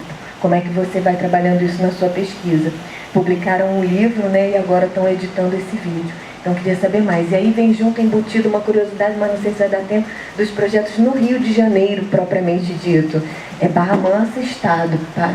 Mas na cidade do Rio de Janeiro, como é que você está pensando, o que você está com vontade de fazer, o que você tem tido gana junto com o seu pessoal da pesquisa de estar realizando nas ruas cariocas nesse momento? É difícil falar porque é meio que de uma outra ordem, né? Engraçado, ontem o Roberto Corrêa, ele ficou repetindo muitas vezes, né? Que a coisa mais importante é o amor, né? Ele ficou nessa coisa. Eu acho que é meio isso aí, assim. Eu sei que é um papo, eu não sou filósofo como o Roberto, então assim, completamente descontextualizado, eu fico parecendo super naif, né? Mas eu vou bancar essa. Eu acho que tem o trabalho tem uma pulsão mesmo, porque eu acho que ele traz uma urgência desse momento que a gente está, sabe? O Roberto ontem também veio com essa, assim, que ele não curtia a palavra contemporaneidade, mas que ele estava muito interessado no de coletivo, de cooperação, de copeiro, que ele achava mais legal, claro. Então, acho que essa coisa... Uma coisa que ficou muito claro lá no trabalho é que a gente arregaçou a manga para trabalhar. Então, né, acho que entre nós, a gente conseguiu uma conversa entre nós em que não tinha essa coisa assim do discurso atravessado ou da tentativa discursiva demagógica, do projeto social, da coisa ali. A gente quebrava muito pau nesse sentido. O Patrick é um cara que falava muito isso. Pô, eu não sou um ator negro, cara. Eu sou um ator, né? Assim, esse lugar, né? De fala do Patrick. Isso é forte, assim. Então tinha uma coisa assim, quando a gente se viu ali enfrentando vários maremotos, porque o processo foi bem duro, tanto essa radicalidade do processo coletivo que você não avista o outro, tem uma hora que você está no meio do oceano, né? A gente usava essa metáfora direto. E aí tu não avistava o outro lado e não dava mais para voltar, né? Agora já era. temos que seguir em frente, daqui a pouco a gente vê a terra ali. Mas estava todo mundo no mesmo barco, eu também, entendeu? Como diretora, eu dirigi o trabalho com o Lucas e com a Mariana Mordente. A Kátia Costa fez a direção de movimento, o Ricardo fez a direção de musical, mas era tudo um corpo coletivo muito denso. E a gente não avistava o outro lado. E a gente estava junto com eles, porque a gente estava realmente num lugar. Então, o que eu acho que eu posso te falar da vitalidade, teve uma hora que a gente falou, galera, a gente só tem o trabalho. Vamos trabalhar. Então a gente blindou a sala de trabalho por conta de todas as pressões políticas que o trabalho sofre e sofreu, porque hoje fazer esse trabalho no lugar onde a gente está fazendo, né, eu odeio isso, mas com jovens atores periféricos, como se diz, né, a gente não quer mais nem usar esse como se diz, essa estandartização de um certo campo de periferia, isso não está na boca dos atores, isso está na boca de outros agentes. Então, assim, teve uma hora que a radicalidade desse projeto começou a querer ser infiltrado por jogos jogos políticos que estão hoje, né, em ação na cidade, e para a gente poder, ou a gente aderia a esse troço, e aí a gente não ia ter o trabalho, ou a gente blindava. Então a gente blindou a sala de trabalho para a gente poder de fato trabalhar no campo da arte, que é a discussão que a gente tem muito, eu e tu, assim, né? Esse lugar do campo político, do campo da arte, e o que é a arte como a alavancadora, né, do teu estar no contemporâneo, hoje no teu tempo, no teu espaço, na sua cidade, onde é esse lugar, né, onde é que eu tô? Então a gente entendeu isso, que a gente queria era trabalhar, então vamos embora trabalhar. E aí eu acho que a vitalidade veio dessa qualidade de trabalho na sala, entendeu? Onde todo mundo estava ali. E aí a gente teve uma confiança plena uns nos outros, né? E aí mergulhamos. Então a pulsão que tem hoje, eu acho que os atores têm essa pulsão em cena, porque o trabalho é de fato nosso, deles nosso, entendeu? Ele não faz concessão para um tipo de jogo dos discursos periféricos, das hegemonias desses campos de disputa dos modos de produção na cidade do Rio de Janeiro hoje, entendeu? Ele está dialogando o tempo todo com isso. Ontem estivemos na sala do secretário municipal de Cultura para negociar o projeto de política pública para essa parada, entendeu? Mas quando a gente se olhou e blindou a sala de trabalho, a gente falou, a única coisa que a gente tem é o trabalho. Não vamos nem discutir o futuro. Enquanto esse espetáculo não for uma realidade, né, a gente primeiro a gente sabe se vai ficar bom, né? E ficar bom pra gente é muita coisa assim, da gente gostar, da gente se sentir potente fazendo, né? E aí a gente estreou a coisa e tá todo mundo se sentindo potente. É só o que a gente tem. Não sabemos o que vai acontecer, entendeu? Se a gente vai fazer... A gente quer fazer temporada no Sérgio Porto, claro. A gente quer fazer o palco giratório, a gente quer conseguir fazer essa residência na casa do João da Serrinha para interagir com Madureira e com as escolas. A gente tem 1000 planos, mas a única coisa que a gente está indo devagar, a única coisa que a gente tem agora é a qualidade das relações em sala de trabalho, fazendo esse espetáculo e uns cuidando dos outros com todo o dissenso que isso implica, com todo o pau que come internamente e tudo mais. Acho que é isso. Respondeu muito bem, minha querida, na minha opinião, porque a gente pega aí elementos incríveis que, assim, primeiro essa ideia de blindagem, né, que você não associa a um vitalismo. Um vitalismo você pensa que vai ser uma coisa mais fluida e que circule as energias. Para que a energia circulasse foi preciso blindar. Isso é a primeira coisa, porque os discursos, para um discurso poder de fato se gerar, não poderia ter essas flechadas discursivas, senão você só ia ficar respondendo, você só ia ficar reativo, você não ia ter como criar um espaço criativo de fato. Então, criar um espaço criativo. Então isso é muito legal, primeiro entendimento, muito legal, e assim, é um projeto de política pública. Como é que as coisas se misturam, porque agora, com esse passo, essa reunião, essa cena dessa reunião, nessa cena expandida, cria aí um outro ato desse trabalho, que é entender, um entendimento de um projeto de política pública, e aí entender o que são os dentros e foras, quais são as blindagens necessárias, e a palavra é forte mesmo, é blindagem do top da palavra vitalidade.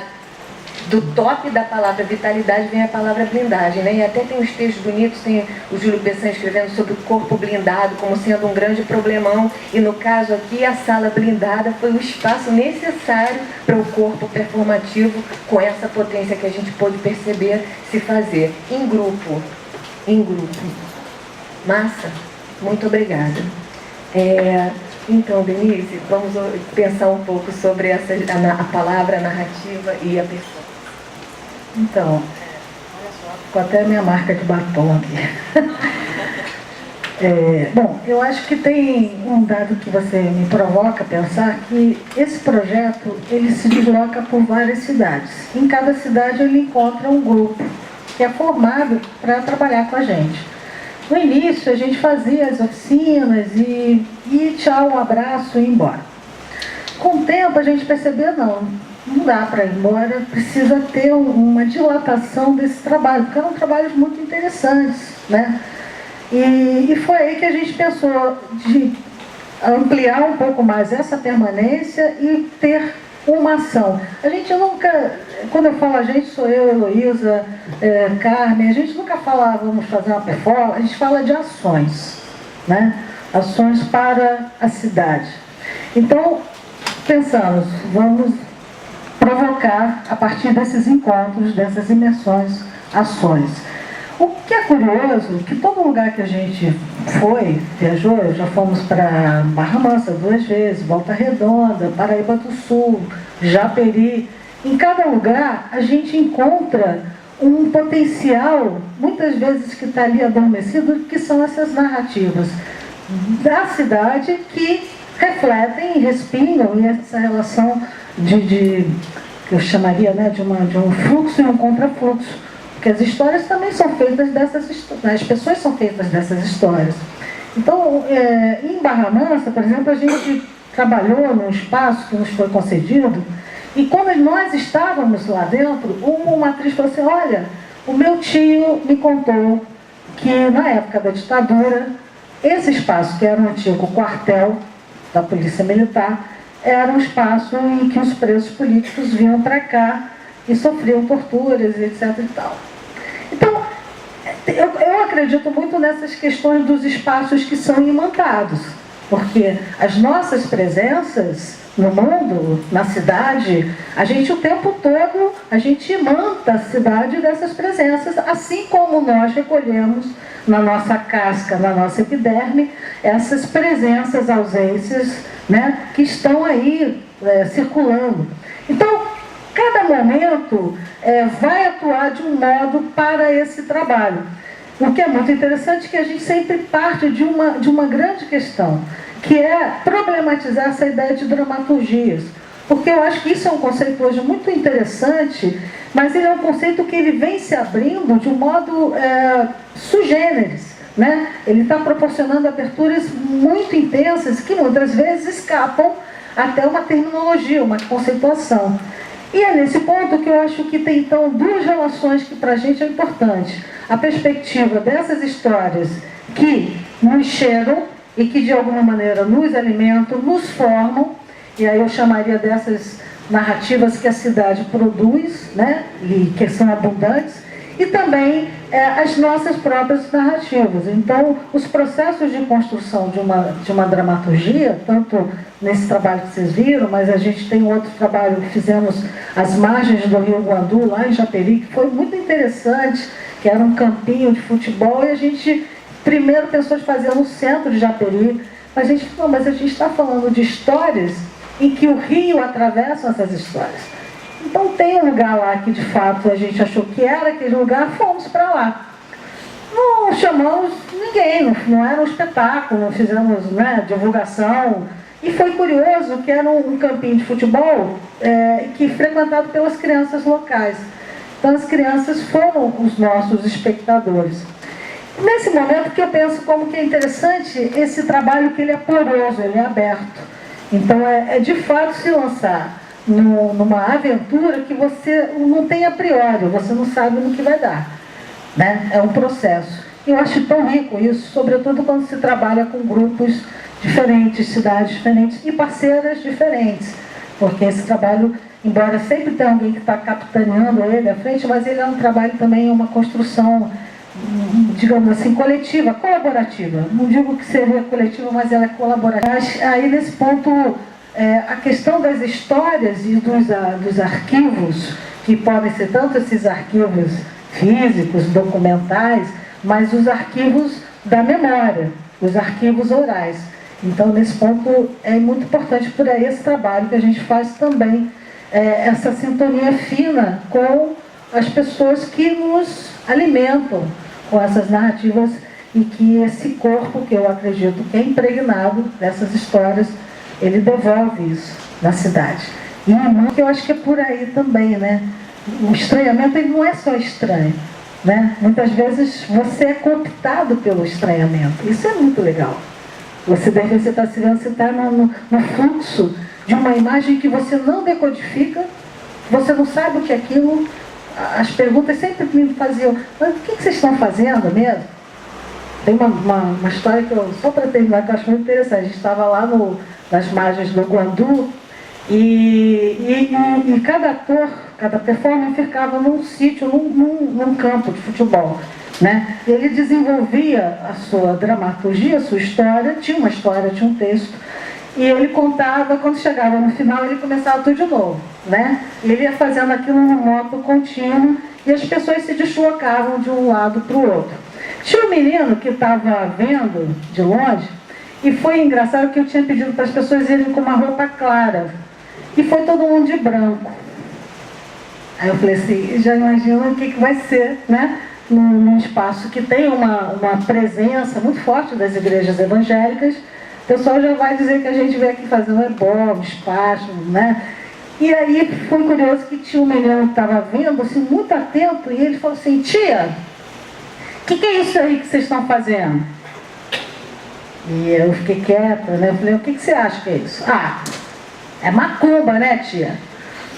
Aí eu, não, é uma coisa que a gente chama de performance. Aí ele, performance tipo macumba? Eu achei isso maravilhoso. Né? Então são essas combustões que esse trabalho eu acho que proporciona e que é muito rico. Né? Nossa, tem essa coisa bonita de voltar para a palavra, então, de alguma maneira, da performance macumba ou da macumba performance. Volta para a palavra, é uma coisa séria a palavra. Então, eu gostaria agora de abrir para os presentes, todo mundo, agradecer a presença e ver quem gostaria de, às vezes é um comentário, às vezes é uma pergunta, como quiser, a gente leva, você vai levar o microfone? Leva o microfone e vocês, então, falando. Está sendo gravado.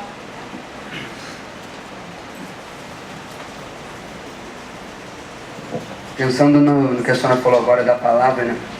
É que quando vocês apresentaram os trabalhos, a professora Adriana usou o termo, agora você falou de periférico, mas como um termo usado por outros agentes exteriores, não como quem habita essa dita periferia. Mas antes a senhora usou o termo, senhorita, usou o termo não central. E a professora Denise usou o termo território marginal. Se isso é só um detalhe da linguagem relevante ou se isso realmente norteia posicionamentos e ações distintas dentro de toda essa reflexão que está sendo feita aqui da cidade expandida. De responder rápido, são provocações de deslocamento mesmo dessas palavras. Acho que assim, tem um exercício que é necessário ser feito, que é não naturalizar esses termos, porque eles já carregam geograficamente todas essas questões que a gente está lidando aqui. Então, ficar buscando outros termos e questioná-los e tentar se atritar com eles faz parte dessa disputa, né? Isso já meio que anula um pouco a coisa da autopiedade que você tinha falado antes, né? já transfere para um outro lugar, né? A apropriação, né? Quando você coloca também, né? Você também. vitimiza, né? E aí, é isso mesmo? Eu gostaria de ouvir eles também. Eu também. Fala aí. Bom, sobre esses termos, periférico e marginal, a Adriana na reunião falou um termo que eu gostei muito, falei assim, poxa, é verdade, a gente se pensar como novos centros. gente não está trabalhando mais com essa... a gente não está trabalhando com essa relação talvez mais de periferia e marginalidade, mas também nós somos possibilidade de novos centros. Essa é a discussão, mas somos Jailson Souza Silva, né, do Observatório de Favelas. Ele traz essa discussão de outros centros. Tem um livro chamado Novo Carioca, com vários artigos, onde tem esse pensamento está ali também, né? Tem uma discussão forte sobre essa coisa aí que você está colocando. Continua aí. E eu acho que isso faz mais do que o ponto geográfico, transforma o sujeito como agente das suas criações e agente do seu lugar no espaço. Né? Não é o espaço que determina a posição do sujeito no mundo ou a qualidade da sua produção, ou como a sua produção é adjetivada. Acho que é mais importante estar sempre revendo esses adjetivos, estar sempre revendo porque são adjetivos. Eles são irreais até certo ponto. Né? São super irreais, isso eu acho. Eu queria fazer uma observação pessoal, assim, para mim essa diferença, né, de se colocar como não central e não se colocar como marginalizado, né, porque me soa sempre como se colocar como marginalizado, parece que você ainda está falando como o algoz quer que você se posicione diante da coisa. E quando você se coloca como o não centro que pode virar centro, né, você se coloca como um ser produtivo, a revelia do que o algoz quer que você se posicione, que você pense. Acho muito...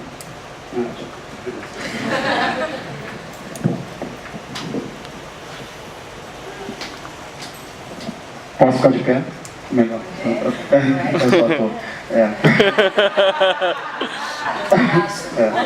Muito bom. Então, durante o processo, eu fui um dos caras que mais bati na tecla sobre a questão de ser ator de periferia, de ser um marginal. Na verdade, eu recuso todos os rótulos porque eu sou o que eu quiser, em qualquer momento, em qualquer instância. Quem eu sou? Eu sou que foi criado na Cidade de Deus. Hoje moro no Madureira, em Serrinha, ensaio na Penha, dou aula em Botafogo, já fui para Paris, vou a Japeri. Quem eu sou? Eu sou o que eu quiser, no momento que eu quiser. Já estudei com os melhores palhaços, sou treinado, né, por um grande palhaço, Márcio Libar, já estudei com o Léo Bassi, já estudei com uma série de pessoas. Eu sou o que eu quiser, eu sou ator, eu sou palhaço, eu sou cômico, sou de um coletivo, tenho uma dupla de comediantes, de comédia, então eu sou o que eu quiser. Posso ser marginal, posso ser de periferia, eu sou a cidade. A gente fala no nosso texto, eu sou a cidade, eu estou onde eu quiser. Então, esse lugar de novos centros, de novas localidades, a cidade ela precisa realmente circular para se entender. Eu tenho metrô, tenho BRT, tenho ônibus, então eu estou o tempo todo circulando a cidade. Eu não sou, eu estou. Onde eu estou, eu faço o que eu quiser. Então, essa nova perspectiva do que a gente fala de cidade correria, é uma perspectiva nova, talvez, desse teatro. No teatro a gente usa o termo criar, né? Eu prefiro o termo combinar. Então a gente se combinou, a gente foi se combinando e criamos uma ideia. Talvez um novo conceito de combinar e não de criar. Porque criar, quando a gente fala de criar, a gente fala de uma coisa nova, né? Do que não existia. A gente combinou coisas. Combinamos lugares, combinamos pessoas e demos início a esse processo de cidade correria. Então, eu não sou, né? Eu estou, estar. Eu estou o tempo todo. Então esse é o verbo que a gente talvez queira conjugar, né, pra gente. Então ser o artista de periferia, não tem problema em ser artista de periferia. O problema é quando só existe esse rótulo pra gente. Então a gente não quer só esse rótulo. Eu sou ator, eu sou palhaço, eu sou comediante, eu sou negro, eu sou um monte de coisa, entende? Então eu prefiro estar. Eu acho que essa é a melhor definição pra mim e pra gente, eu acho, né, Thiago? Prefiro estar. Mais bonito, né? Obrigado.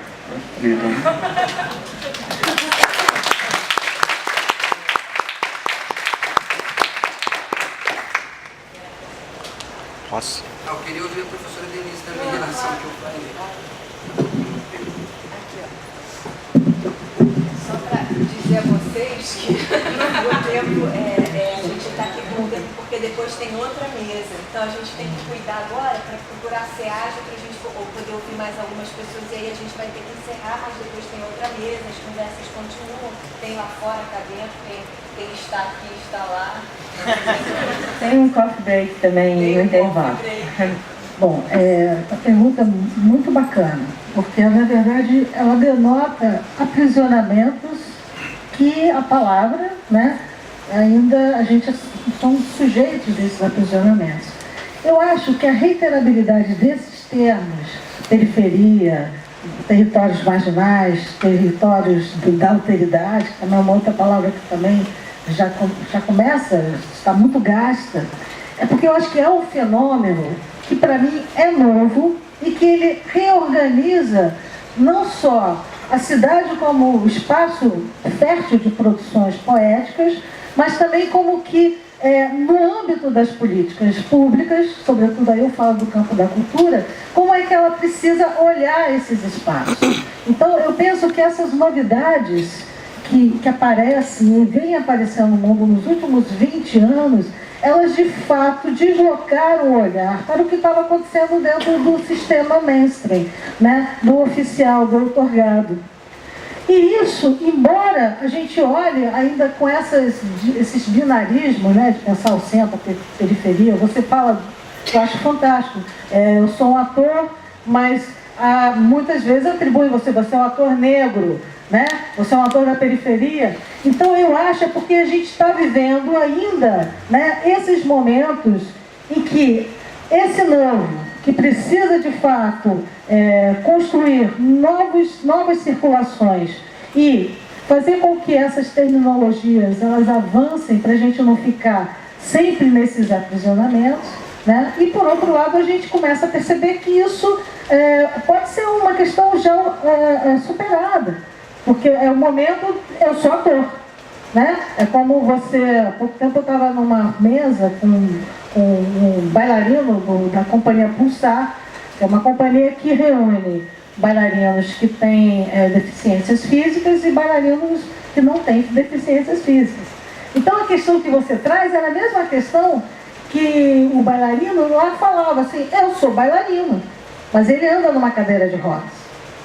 Então vai chegar um momento que a gente não naturalizando isso e começando a superar também esses binarismos, a gente já olha e é um bailarino, né? É um ator. Mas ainda eu acho que tem um processo, porque de fato a estrutura do modo do capital, como essa engrenagem que a produção cultural ela é vinculada a uma estrutura maior, ela ainda desfavorece de fato os territórios que eu chamaria dos territórios abertos, né? Porque eles não são fechados a partir de certos, enfim, de certas programações, né, que esse sistema nos faz funcionar.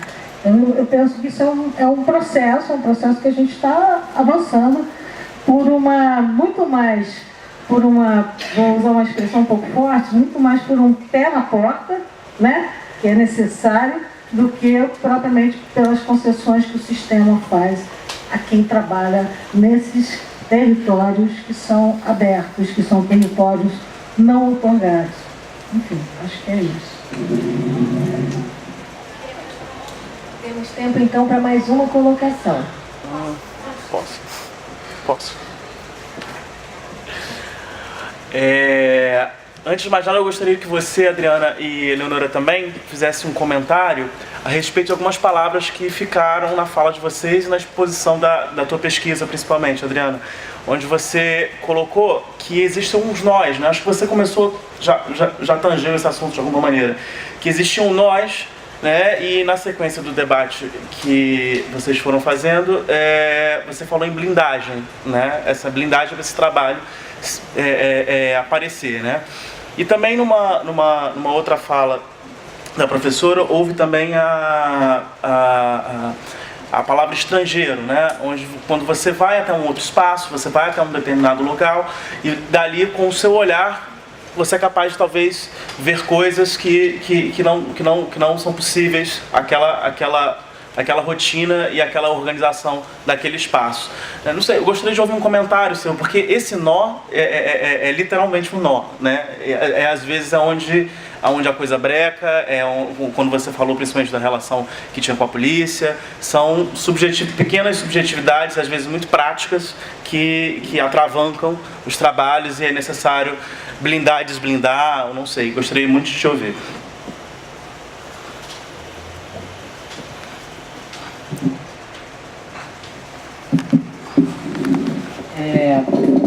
Não sei, cara, são tantos nós ao mesmo processo.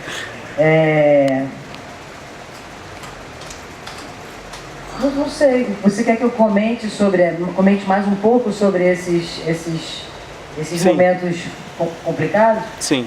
Eu acho que a gente podia falar um pouco sobre a discussão que a gente teve de teatro da cena ser panfletária. Em determinado momento do processo, eu e o Patrick, a gente discutia muito sobre isso, assim, por conta da cena que vocês assistiram, né? Porque ela era uma cena de risco ali, né?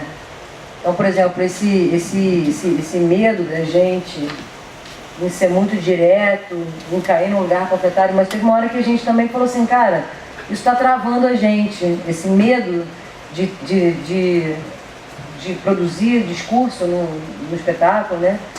Isso começou a travar. E aí a gente, quando percebeu que a gente estava ali, né, se policiando e que isso estava brecando, a gente falou, pô, vamos soltar a franga.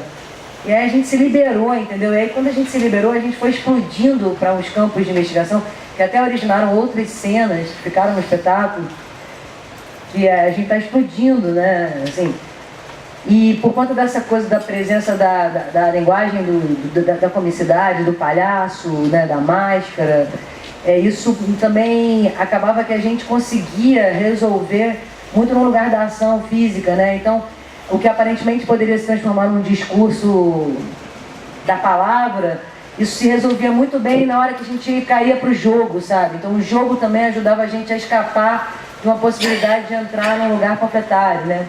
Apesar que a gente ainda considera essa cena da cirurgia como uma cena panfletária, mas hoje a gente acha maneiro que ela seja assim, entendeu? Porque não teria como ser diferente. Apesar que também eu não acho que ela é panfletária, não. Isso é uma parada tua. Isso é uma coisa tua aí. A gente discorda disso. Mas eu acho que os nós tinham muito a ver com isso. Os nós interessantes eram esses. Os nós picuinha, chatice, eram outras coisas que não vale a pena a gente falar. Esses nós da criação, eu achei lindo isso que você falou, das combinações, né? Eram maravilhosos, porque aí os dissensos, eles eram resolvidos na cena, né? No jogo, nos enfrentamentos de cara, isso não tá... Quantas vezes a gente teve que pegar cenas totalmente diferentes, a gente juntava aquilo, né? Então acho que esses seriam os nós bons. Esses tipos de embate. Te respondi? Sim. Obrigada.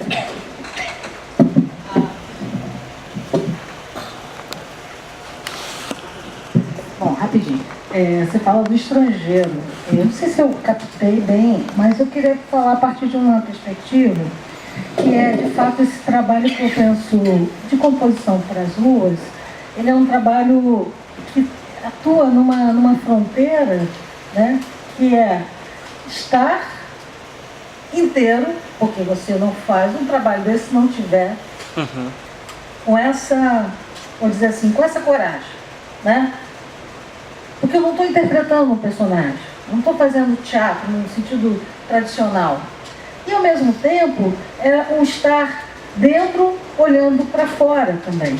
Porque é um pouco aquela relação que eu acho que a gente, quando vai para a rua, a gente se percebe nessa tessitura do mundo, né, sendo parte desse mundo, mas a gente avança também para perceber como é que é esse olhar de fora. Porque acho que é nessa fronteira que ela não é nada... ela é muito sutil, mas ela não é nada confortável, ela produz um tensionamento que eu acho que essas proposições se encontram, elas acionam, né? Então eu penso muito essa ideia do estrangeiro como esse sujeito que ele fala de um modo muito interessante, esse sujeito que transita, né? Que está em trânsito, que está em movimento. Mas esse movimento ele não é espacial, ele é um movimento mais interno. Então essa percepção de um sujeito que se estranha, mas ao mesmo tempo ele está ali, na sua inteireza. Se é que é possível isso? Porque também é uma pergunta que a gente sempre se faz. A possibilidade de... O que é isso? Estar presente, essa produção de presença. É sempre uma grande interrogação. Júlia, você gostaria de fazer uma colocação breve? É muito breve, rapidinho. Aproveitar até para linkar com o que você falou agora, que você trouxe essa coisa do panfletário, que não teve como fugir.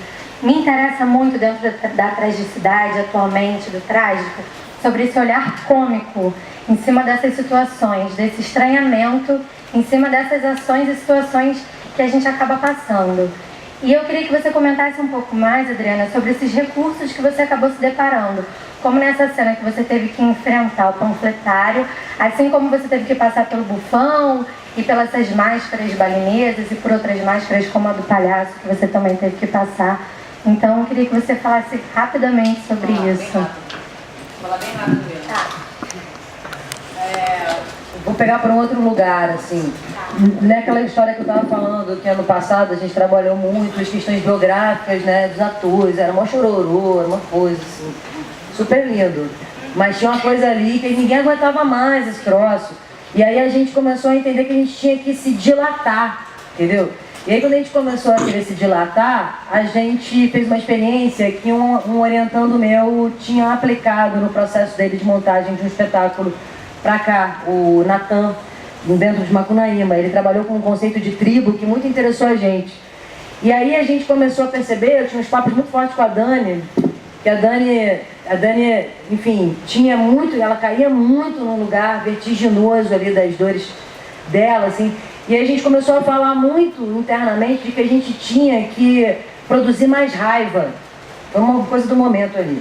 E essa coisa da produção de raiva, ela começou a acionar um lugar de rir de si. E esse lugar de rir de si, ele levou de novo pra gente pro trabalho do bufão. Que é antes de você poder rir com os outros, você tem que rir de si. E isso daí foi trabalhando e foi libertando a gente desse lugar da autopiedade, que fica mexendo nas suas feridas e tal.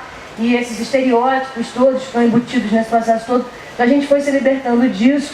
E aí o trabalho das tribos que a gente importou do trabalho do Natan foi incrível, porque começaram a surgir delírios de si mesmo, muito mais interessantes. Então, o Hugo, por exemplo, ele trouxe a tribo dos pobres soberbos. E essa tribo dos pobres soberbos, ela tinha uma lógica muito, muito incrível, assim, né? Enfim, que colocava a galera de classe média toda no seu devido lugar. Assim, era muito interessante a lógica do Hugo, né? A tribo do Patrick era... Cadê o nome da tribo? Dos pretos. Tribo dos pretos. Só isso? A tua era qual mesmo? Era Grotowski e Massai. Grotowski e Massai, era a tribo do Thiago. A tribo da Dani era qual, Dani? A primeira eu não lembro. Era aquela coisa meio metalheira, mas era uma coisa meio como é que era? Roqueiro fajuto. Roqueiros fajutos. Tinha uma coisa muito interessante, assim, dos dilatamentos, que esse trabalho das tribos começou a rolar. E aí a gente começou a ver o quanto todo mundo era ridículo na parada. E essa coisa de se sentir ridículo no seu próprio estereótipo foi libertador. E aí é só a comicidade salva mesmo. É isso mesmo. Amém, achei. Amém.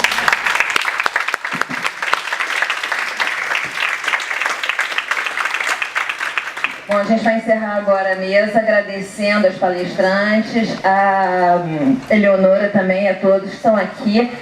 Lembrando que a gente tem um coffee break agora, temos meia hora de intervalo para um coffee break ali no saguão, e temos uma segunda mesa com Leandro Pimentel, Tereza Bastos, Fernando Guggenheim, às 6h30. Então, tempinho para a gente continuar pensando todas essas questões e para as novas que vão estar abertas.